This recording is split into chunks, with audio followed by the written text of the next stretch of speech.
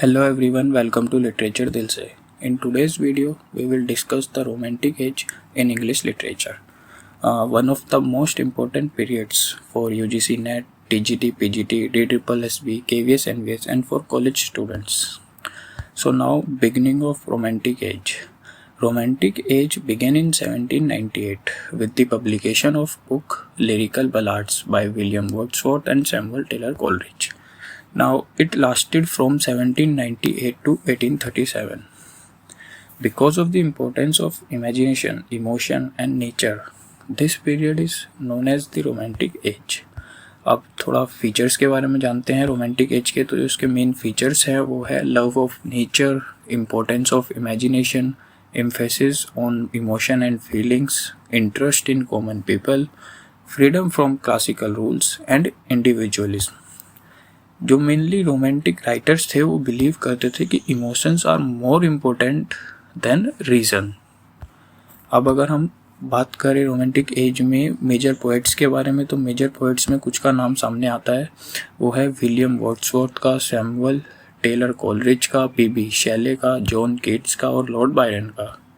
ये जो 5 थे ये frequently asked in competitive examination. इसके बाद आती है बारी इनके बारे में थोड़ा जानने की। तो सबसे पहले विलियम वर्ड्सवर्थ के बारे में जानते हैं। विलियम वर्ड्सवर्थ जो है उनको पोएट ऑफ नेचर के नाम से भी जाना जाता है। अगर हम इनके कुछ फेमस वर्क्स के बारे में बात करें तो इनके कुछ फेमस वर्क्स है जैसे कि Lyrical Ballads, turn away. He believe that poetry should use the language of ordinary people. ठीक है, इसके बाद आती है सैमुअल टेलर कोलरिज की बात। तो जो कोलरिज थे वो क्लोज फ्रेंड थे वर्ड्सवर्थ के, और उनका जो फेमस वर्क्स है वो है the Rime of the Ancient Mariner and Kubla Khan.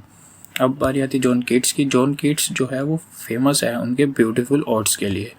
इनका जो इम्पोर्टेंट वर्क्स है वो है odd to a nightingale, ode on a Grecian urn. Now अब बारी आती है पीबी शेले की। पीबी शेले जो थे वो one of the greatest poet of the romantic age. इनको poet of revolution and freedom के नाम से भी जाना जाता था, क्योंकि जो इनकी पोइट्री थी वो एक्सप्रेस करती थी idea of liberty, hope and social change.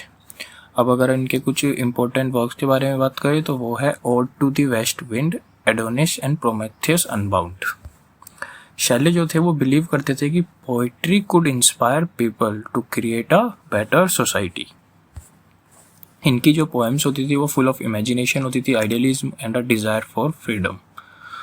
Now अब बारी है लॉर्ड बायरन की। लॉर्ड बायरन जो थे was another major poet of the romantic age. He was famous for his rebellious personality and his belief in individual freedom. अब इनके कुछ important works के बारे में बात करें तो वो हैं जैसे कि डॉन जुआन and child Harold's pilgrimage.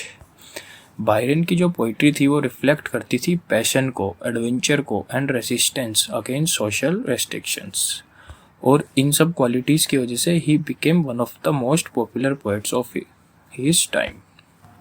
And last, to conclude, the romantic age was a period that celebrated nature, imagination, emotion and individual freedom.